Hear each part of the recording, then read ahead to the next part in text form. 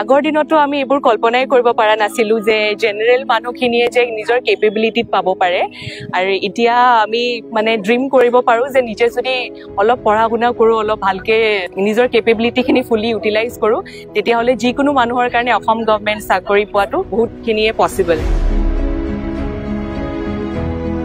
এই যিটো নিযুক্তিৰ প্ৰক্ৰিয়া মই খুবেই সুখী। যেতিয়াৰ পৰা হিমন্ত বিশ্ব শৰ্মা ডাঙৰীয়াৰ চৰকাৰ গঠন হ'ল তেতিয়াৰ পৰাই গোটেই নিযুক্তিসমূহ মেধাভিত্তিক হ'বলৈ আৰম্ভ কৰিলে।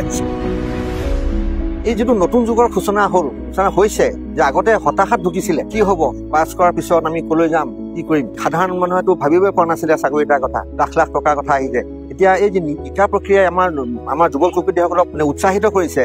এটা নতুন যুগৰ সূচনা হৈছে বুলি মই ক'ব লাগিব। এটা আশাৰ আগনি হৈছে আমাৰ সকলোৰে পৰা।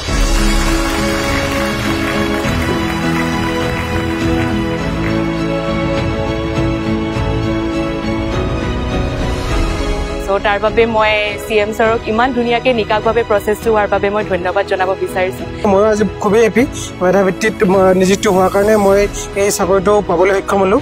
অসম চৰকাৰ এই নিকা নিযুক্তি প্ৰক্ৰিয়াৰ বাবে মই CM ছাৰক ধন্যবাদ জ্ঞাপন কৰিছোঁ।